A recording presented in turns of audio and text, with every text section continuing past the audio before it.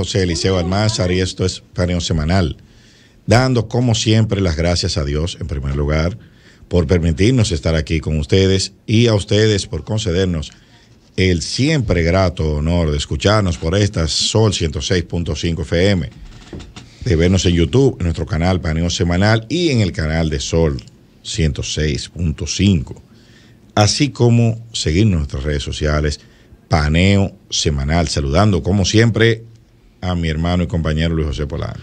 Muy buenos días, Eliseo, y muy buenos días a todos nuestros queridos y amables teleoyentes que nos dispensan el favor de su audiencia, como todos los sábados, de 10 a 12 meridiano en su programa Paneo Semanal.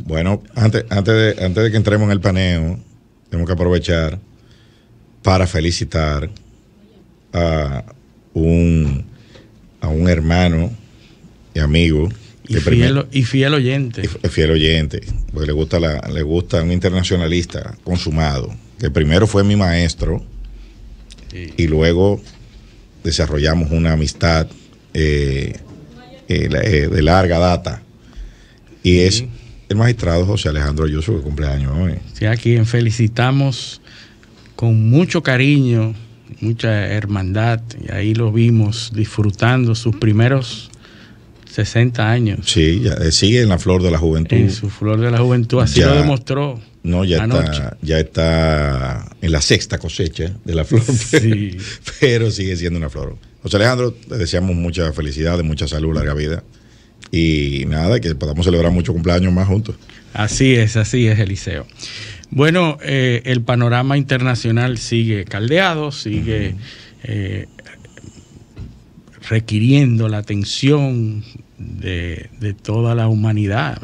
El conflicto palestino-Israel, Israel-Palestino, la guerra de Ucrania ha perdido foco, ha perdido el foco que nos había mantenido durante 2 años. Es que no podemos atender 2 guerras al mismo tiempo en la prensa. Parece que no, porque precisamente una de las disyuntivas en la que se ve ahora los Estados Unidos es que económicamente y debido a su situación interna y tan próximo de las elecciones del año que viene, se le está haciendo difícil manejar 2 conflictos de esa envergadura y a la vez enfrentar económicamente a China. Es decir, que realmente tiene 3 focos. No, es que cada vez se hace más evidente que el conflicto de Ucrania, por lo menos, está siendo extendido por los Estados Unidos. Así es. Porque ya es, y en estos días mencionábamos una entrevista que dio el director, el comandante del ejército de Ucrania, donde reveló muchísimos datos, y es evidente que Ucrania no tiene la capacidad militar para seguir en ese conflicto. Sí, así es. Y que lo que se está buscando es forzar una negociación, una salida. Eventualmente. De hecho, ya hay planes diseñados de cómo va a quedar Ucrania, y hay una buena parte de la sociedad de Ucrania y de la comunidad internacional que está haciéndose la idea de que Rusia va a manejar el 20% del territorio de Ucrania. Sí, así es. Obviamente Zelensky está resistiendo porque su permanencia en el poder depende de eso. Y depende de mantener ese conflicto. Recordemos que estaba en aprietos políticos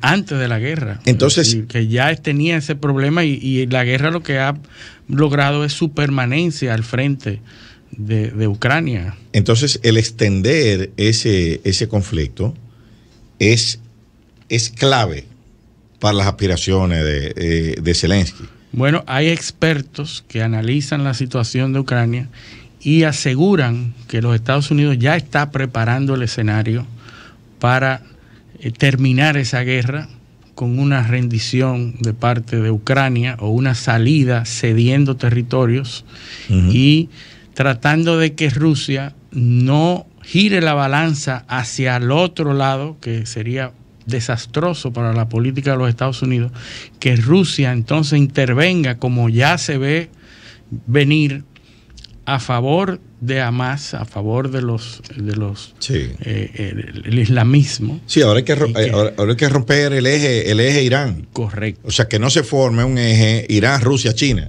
Porque entonces sería desastroso. No, porque no solo desastroso, es porque tú estás hablando de 3 potencias nucleares. 3 potencias nucleares con petróleo, con grandes poderes, porque no es que sea rica Irán, pero tiene control de una gran parte del petróleo que se mueve mundialmente. Que ya operan en una comunidad que se llama los BRICS. Los BRICS. Donde están todos. Así es. Y por eso nosotros queríamos comenzar este comentario, este paneo, con la ruta de la seda. La histórica ruta de la seda que comienza un siglo antes de Cristo y se extiende hasta el siglo XV. Fíjate que la base del comercio de Asia a Europa durante siglos, más de 16 siglos, se logra por esos corredizos económicos que se crean desde Asia a Europa, Euroasia, esos caminos que posibilitaron que ese comercio se estableciera entre Europa, que era el centro de la civilización, y Asia, principalmente China, donde habían 2 culturas independientes, pero que ya tenían unos corredores económicos donde se compartían progresos. Hay que recordar los famosos viajes de Marco Polo, en los 1400, siglo XIII, XIV, ¿verdad? 15, siglo XV. No, Marco Polo. Siglo XIII. Marco Polo, siglo XIII. Exacto, siglo XIII. Siglo XIII, claro. Marco Polo, que es... Oye, ¿por qué es tan importante ubicarlo? Sí. Que en el siglo XIII, XIV, porque no daba tiempo entonces a que Cristóbal Colón se inspirara. Correcto. En esos viajes. Sí. Y claro, que era la causa principal por la cual salió Colón en la búsqueda de Zipango. El Zipango, y el Zipango es un término que trae Marco Polo de sus viajes desde Asia. Entonces, Marco Polo, que sale un niño, no tenía ni 17 años cuando sale con su papá y su tío, y salen en búsqueda de comercio a través de los caminos tradicionales a los cuales se accedía a China, a los grandes líderes mongoles y los Khan, Kublai Khan. Marco Polo trabajó en la corte del Kublai Khan. Kublai Khan, correcto. Que eran imperios, eso de Khan eran imperios, emperadores, eso es lo que se llamaban Khan. Genghis Khan, Kublai Khan, eran emperadores. Khan era un título. Era un título, correcto. Y ese título y ese nombre se extendió toda la península anatólica. Los turcos también le llaman Khan, por eso eran los Khan. Hay muchas ciudades que terminan con esa raíz. Marco Polo trae de Asia, primero establece un camino conocido desde Venecia, donde sale, y conecta Europa a China, y entonces se establece un flujo. De China venía la seda, pero de Europa venía el oro y los metales y otros productos, y se establecía un comercio que en un momento determinado se llegó a llamar la ruta de la seda, precisamente porque era la ruta hacia donde se obtenía la seda, que era un producto muy preciado. Y en todas esas ciudades, porque hay que saber que esos viajes no duraban semanas ni días, eran viajes de meses y a veces años. Y había que hacer paradas en cada una de esas ciudades, y precisamente donde había una parada técnica se podía identificar una ciudad en esplendor. Donde quiera que había en esas ciudades, esas posadas donde los viajantes tenían que establecerse por un tiempo antes de seguir y reanudar el viaje, pues eran las ciudades más importantes de la antigüedad. Y ahí las ciudades en Bagdad, en Turquía, donde quiera que se paraban, en Asia. En el centro, la planicie central de Asia. Correcto. Porque ¿qué es lo que pasa? Que de donde sale, en China, si uno ve un mapa actual de China, de la población china, más del 80% de la población china está concentrada en la costa este de China. Sí. Hay un canal que atraviesa, que va, me fue el nombre ahora, un canal que construyeron los chinos, creo que en el siglo XII o XIII, que atraviesa de norte a sur, que es navegable incluso. Sí. Era para los barcos que había en esa época. Y entonces la población se concentra alrededor de ese canal o al este de ese canal, que es donde está el mar. El centro de China es o un desierto o cadena montañosa. China tiene 2 desiertos. El desierto de Gobi. Al norte, en Mongolia, está el desierto de Gobi, pero dentro del territorio chino hay un desierto que se llama el desierto de Taklamakan, que es uno de los desiertos más áridos del mundo, que imposibilita la vida en el centro oeste de China. Luego está la cordillera del Himalaya, donde está el Monte Everest, que está la cadena de montañas más alta del mundo. Entonces había un pasillo. Así es. Habían 2 pasillos, uno al sur del Taklamakan y otro al norte. Y esa era la ruta de la seda. Porque había que bordear el desierto. Había que bordear las montañas y el desierto. Y entonces, donde las montañas permiten el paso, es donde se desarrolla la ruta de la seda. Que los mongoles también la usaron, que inventaron un sistema de mensajería con una serie de relevo, de estaciones de relevo para sus jinetes. Cada 50 kilómetros, 40 kilómetros, me parece que había una estación de relevo. Entonces, ese jinete cabalgaba esa distancia, le entregaba al otro y ahí seguían. Hay que decir que los mongoles eran un pueblo que llegó a Europa. Sí. O sea, llegó a Europa, a las puertas de Europa. Entonces, como tú dices, la ruta de la seda tiene todos esos países del Azerbaiyán, Turkmenistán, Kazajstán, toda esa franja de Asia Central eran los países por donde pasaba, lo que hoy son esos países, eran los territorios, esas estepas por donde pasaba. Y habían estaciones de descanso, incluso algo que había ahí también eran aduanas. Aduanas, sí, porque había que sacarle provecho a esos viajeros. No, pero también los mongoles, que eran lo que son los chinos de hoy, tenían prohibido trasladar las mariposas y los gusanos y las plantas, la morera tampoco.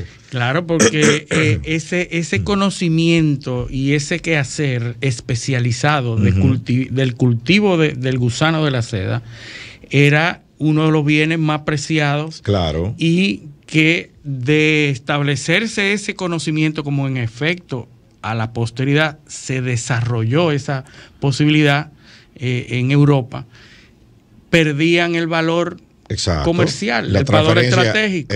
Esa era una patente de un microchip de ahora. Correcto, el gusano era lo que son los microchips ahora. Exactamente. Con eso que se decía todo. Entonces, ¿por qué la seda era tan preciada? Muy sencillo. Lo primero es que la seda no se destruye. La seda, hay momias mongolas, momias que se han encontrado. Yacimientos arqueológicos que tienen la seda intacta. Que tienen los ropajes que se le ponía a la momia, están intactos. Sí. Y la seda no pierde el brillo, tiene un brillo característico que no se pierde con el tiempo. No se estruja tampoco. O sea, que siempre conservaba estaba bien puesto el que tenía seda. Entonces, eso es lo que hace, y mira qué importante es eso. ¿Ustedes recuerdan cómo la pandemia? Sí. ¿Cómo circuló? Pues en el siglo XIV, más o menos, siglo XIII, XIV, entra la peste a Europa. Así es. La peste bubónica. ¿Y por dónde entra? La misma ruta de la seda. La misma ruta, claro. ¿Cómo entra al sur de Francia? En un barco de seda. Así Que es. sale del puerto de Génova.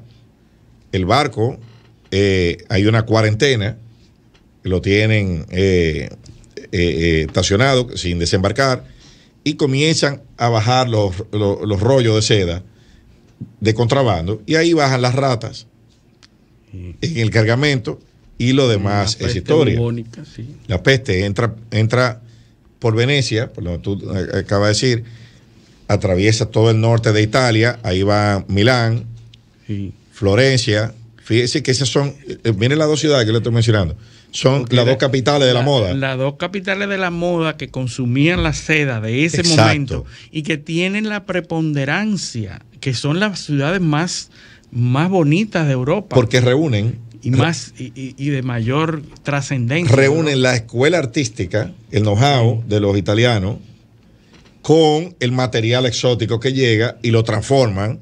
Y esas son las dos capitales de la moda de Italia todavía. Todavía. Para Por que eso, vean la incidencia de la historia en la actualidad. Venecia es el puerto, Milán es el banco, porque el oro, que tú bien dices que el oro Claro, se iba. Esa era la a Asia. mercancía de intercambio. Pero entonces había que guardarlo en un sitio que no fuera un puerto, Sí. para resguardarlo de los piratas. Entonces, Milán se convierte en el territorio. Milán está en un valle metido entre montañas. Y entonces, fíjate que Milán es un territorio especial, el milanesado. Sí. O sea, no era un territorio, era Sí, porque eran Sí. ciudades independientes. Entonces está Eran Florencia, en la Toscana, y después entonces ciudades-estados. y después entonces está la costa del mar de Tirreno, que es por donde salen, y entonces llegan a ¿dónde llega la peste? A Marsella, que es el puerto inmediatamente posterior en Francia. ¿Y dónde llega después? A Barcelona, A Barcelona. que eran los puertos del Mediterráneo que se conectaban. Y ahí entonces el resto es historia. Así es.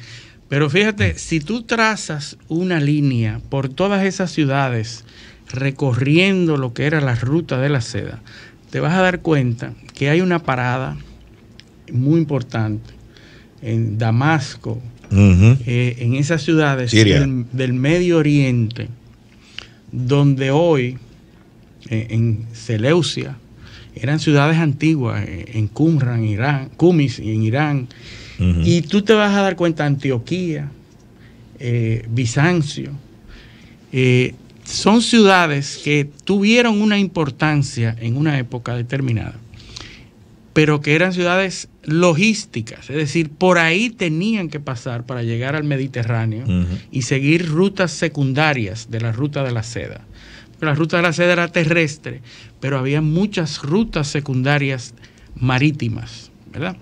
Entonces, ¿por qué nosotros estamos hablando de esto? ¿Y qué relevancia tiene esa ruta de la seda en la antigüedad? Fíjense, desde un siglo antes de Cristo hasta 14, 15 siglos después, casi 16 siglos. Decía Winston Churchill, cuanto más lejos podamos mirar hacia atrás, más lejos podremos mirar hacia adelante. Así mismo. Por eso es que hay que hablar de eso. Entonces, nosotros estamos hablando de esto por lo siguiente. China, en el 2013, cuando surge Xi Jinping y sube al poder, enarbola el deseo de China de construir la nueva ruta de la seda. Y la llamó en su momento el corredor económico, el Belt and Road Initiative, la iniciativa de franja y camino, ¿verdad? Belt and Road, la correa y el camino, la iniciativa de Belt and Road, el cinturón, correcto, el BRI. En el 2013, China se plantea y comienza a construir los cimientos de lo que a futuro sería o se llamaría la nueva ruta de la seda, en el 2013. En estas circunstancias post-pandémicas, el auge de China, la independencia de China y lo que China en lo que China se ha convertido el día de hoy de un actor de primerísima línea frente a Rusia y a Estados Unidos, pues ha surgido esta situación geopolítica en donde tenemos tres focos mundiales, tres potencias mundiales, como son Estados Unidos, Rusia y China. Pero tenemos a Rusia en un conflicto con Ucrania, Estados Unidos a favor de Ucrania, los estados de la OTAN en sentido general a favor de Ucrania, provoca la distancia entre Estados Unidos y Rusia. Pero está China como tercer factor, inclinando hacia un lado o hacia el otro la balanza. Entonces, ¿qué hacen los países del G20? Hay que recordar que los países del G20 son los países más industrializados, las potencias mundiales. 20 países más desarrollados del mundo forman el G20. Y el G20 determina iniciar una nueva ruta económica alternativa a la ruta de la seda china.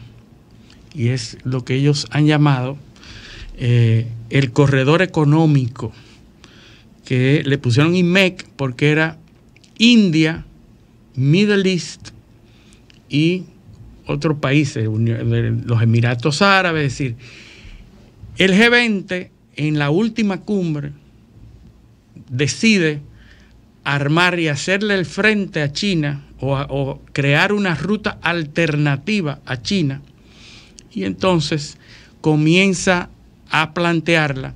Y uno de los países claves de esa ruta, de esa nueva ruta, de ese nuevo corredor, era Israel. Porque Israel tiene una particularidad geográfica, que está en Medio Oriente y tiene acceso al Mediterráneo. Por alguna razón es un territorio tan disputado. Es que es un pasillo. Es un pasillo. Igual que Siria, que es la salida al mar de un desierto. Así es. Y entonces, los acuerdos de Abraham, que hemos hablado muchísimo, estaban bastante adelantados. El acuerdo entre Arabia Saudita e Israel iban a ser claves, o yo digo iba, porque ante la ocurrencia de este conflicto, pues todo está en duda ahora. El nuevo corredor económico planteado por el G20 en la última cumbre se ve gravemente afectado por el conflicto del 7 de octubre.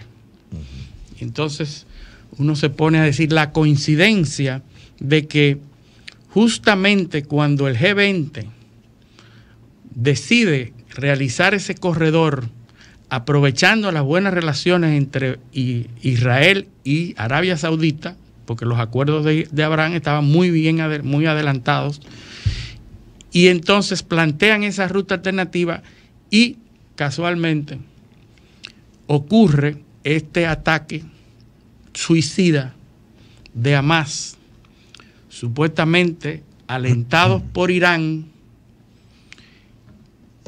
y desestabiliza de nuevo la región, poniendo lejos esa alternativa de ruta y corredor económico, porque ahora ya hay un problema en la zona.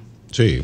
Y ya esa zona no se puede tomar en cuenta para crear un corredor, porque si no por razones de seguridad. Por razones de seguridad. Sí. Y entonces fíjense cómo se arma todo lo que parecería ser coincidencia.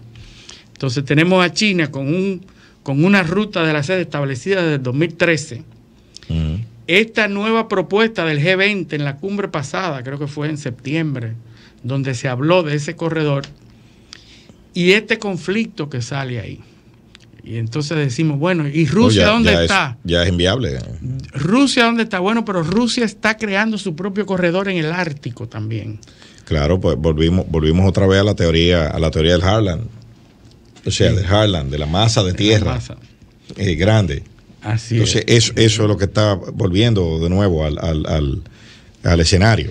Claro, porque parece ser que desde hace un siglo antes de Cristo, lo más importante es las rutas de comercio. Claro. Todavía, al día de hoy, eso es el asunto. Claro, recuerda que primero era la teoría de Harlan es del siglo XIX. Sí. Pero cuando esa teoría se toma fuerza, la navegación aérea no se había desarrollado. Así es. ¿Entiendes? Era la talasocracia, que era el mar, y el Harlan, que era la masa control de la masa de tierra. Y que parece ser el futuro también en la tierra, porque a pesar de que desarrollamos las aeronaves y ese comercio y ese transporte de mercancía a través de avión, no es suficiente. No, claro. No es viable, sobre todo ahora con el asunto de la crisis climática y todo eso. Exactamente, hay otras variables que están en el medio. El futuro parece ser los caminos terrestres. Yo no sé si es el futuro. Lo que yo pienso es que tú tienes que tener de todo por razones geoestratégicas. Sí. Eso es lo que las potencias están el mar y tierra. Tú tienes que tener tierra y mar. Así es. Pues ya el aire lo tiene todo el mundo. Sí, no es logísticamente es inviable para grandes masas, para grandes cantidades, escala mayor. Entonces, eso es lo que se está viendo ahora. Nosotros estamos analizando un conflicto bajo esa perspectiva económica. Entonces, cuando nos quedamos y nos enfocamos en cuestiones políticas y regionales, veámoslas a nivel amplio, a nivel de cuál es Fíjense que los países reaccionan a esos conflictos en función de sus intereses. Sí. Porque ¿cómo reaccionó Turquía? Turquía también, al ver que iban a bypassear a Turquía, que siempre ha sido clave en estas rutas, también respondió con una alternativa de ruta económica con Irak. Y con varias manifestaciones pro Palestina. Sí. Claro, porque a ellos les conviene para que esa ruta pase por Turquía, le conviene que eso siga así. Si tú vas a hablar con Egipto para que te resuelva un problema de seguridad, estás hablando con Jordania, tú tienes que hablar conmigo también. Claro. Que soy que te tengo bajo control a los sirios.